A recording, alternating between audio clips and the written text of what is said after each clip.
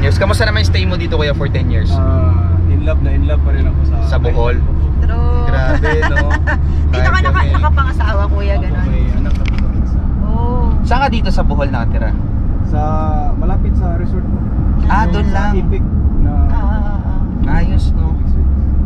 Galing naman. Malaki adjustment mo like nung dito ka na nag-settle down ka na dito? Opo, laki kasi nung lumipat po ako sa Simula pa lang ng araw, may nakausap na agad kami at ito si Kuya Eric. Siya yung nag-pick up sa amin papunta dun sa next destination. At dito, kinikwento niya yung buhay niya kung paano siya nag-adjust from dun sa dati niyang lugar papunta dito sa island na to. At nakakatuwang isipin na iisa pala kami nang nafe-feel.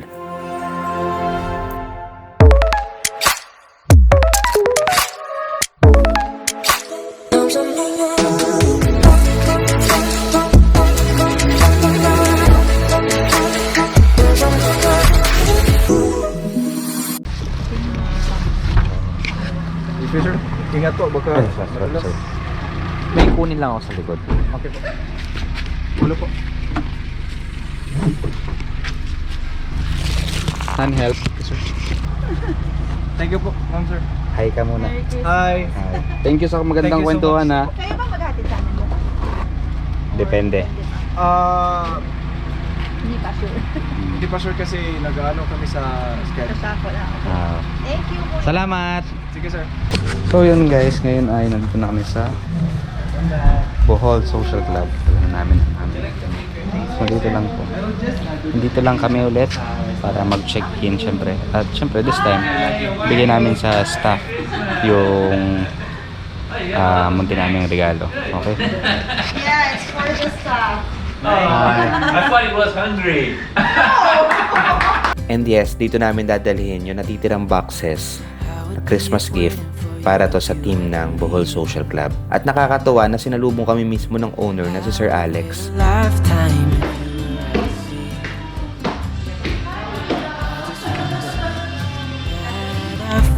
Maraming reason kung bakit namin dito pinili mag-Christmas dahil sa mga taong to. Napaka-warm ng welcome every time na nagpupunta kami dito lagi sa Bohol Social Club.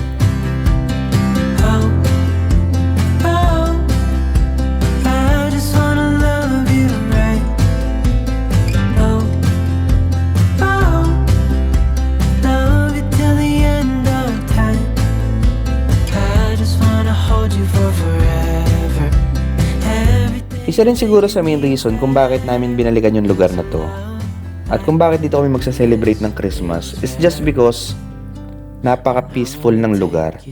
Nakakagulat isipin na ang tahimik na ng Bohol pero meron pa mas matahimik pala sa loob pa ng Bohol mismo. Madalas sa mga lakad namin hindi pwedeng hindi kami magkikwentuhan. Kwentuhan ng mga nangyari kahapon at posibleng mangyari bukas. Pero nakakagulat lang na nakakwentuhan namin mismo yung president at owner nitong Bohol Social Club na si Miss Luce. Dito nakwento niya kung paano niya na-conceptualize yung business na to. At nakaka-relate ako sa sinasabi niya since siguro dahil matagal ako nag-run ng isang business at isang restaurant establishment din. Wow! So yan mga Manoy, so ito na nga. Andito kami ngayon sa may roof deck ng Bohol Social Club. Sa taas lang to ng cafe nila. So pan third time na namin pumalik. At ewan ko, hindi pa namin ata na-vlog yung parang first na puntahan. Hindi namin na-vlog. So yun din yung reason ba't namin hindi siya binlog. Kasi nung first time na nagpunta kami, yun din yung time na nag-book kami dito para sa Christmas. So sinabi na pag-usapan namin na wag na muna natin i-content kasi nga nakabook tayo doon for Christmas Eve. So yun lang para special siya, 'di ba? Ayaw namin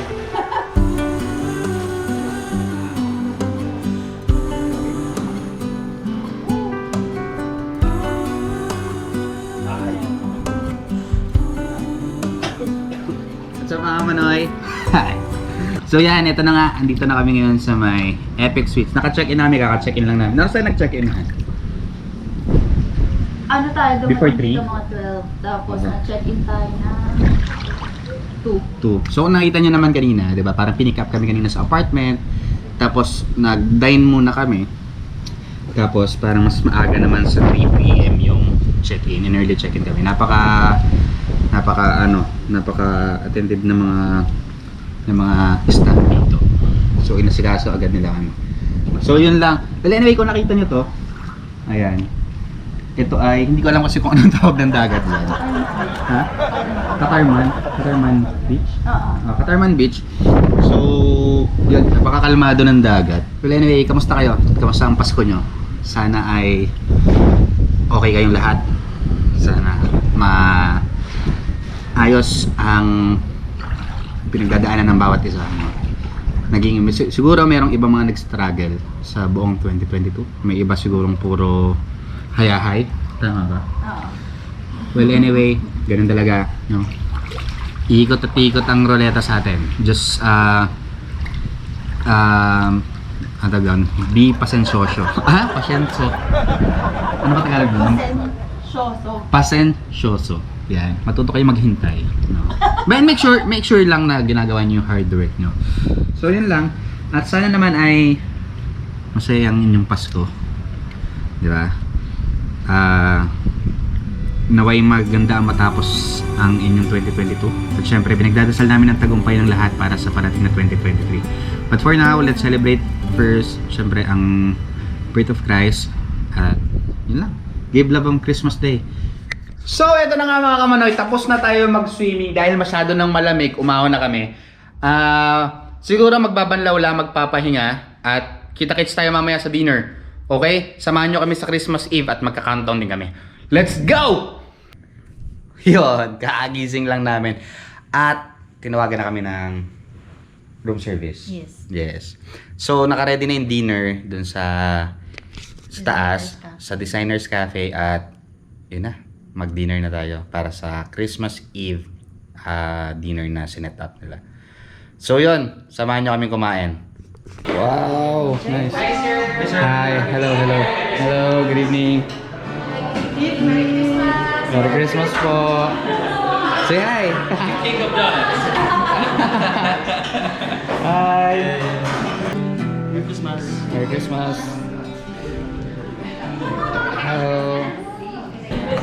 So yun guys, dito na kami. Mukhang sarap yung pagkain. Kita nyo naman, simula pa lang may lechon na. Pasok pa lang may lechon na. Tapos may banda. Kung ano man mangyari dito sa dinner na to, yung hindi marinig, ikwenta ko sa inyo through voice over. Okay? Ay, ka muna. On this Christmas Eve, makakasama namin yung mga in-house guests at mga members nitong hotel na to. So magsaserve sila ng 5-course meal dito sa Designers Cafe at dito na rin kami magsa-celebrate at countdown ng Christmas. Kamusta ka? Okay lang po, kayo sir. Gusto mo? Okay naman. Thank you so much, shoutout sir. At dito sinaserve na nila yung first course, which is yung appetizer. And then nasundan na rin agad yan ng soup. Ito yung second course namin, which is yung mushroom soup. Pero after nyan, meron kasing nangyari, that's why pinahold ko muna yung third course. Pinahold ko muna yung pangatlong courses. Anyway, 5 courses kasi isuserve para sa Christmas dinner. Pero nakakadalaw pala kami at kailangan ko bumalik sa kwarto.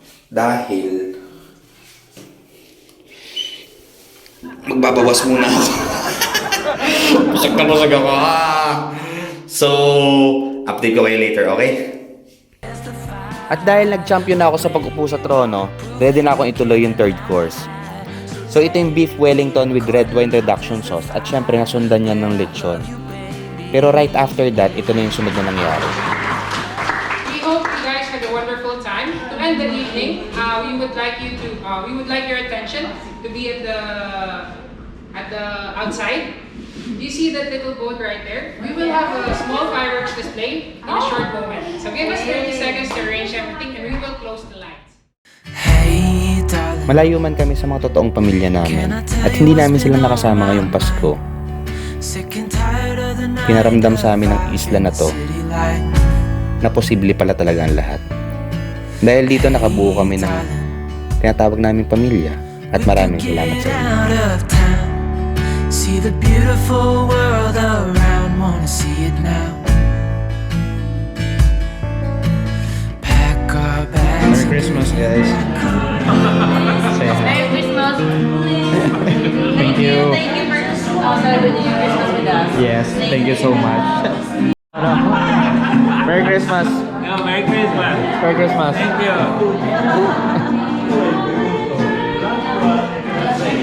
Merry Christmas po! Merry Christmas! Thank you, thank you!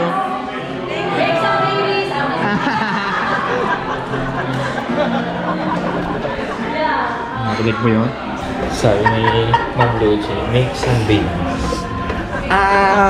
Sige na, hindi yung vlog. So yun mga kamanoy, May pusa na pinapalabas.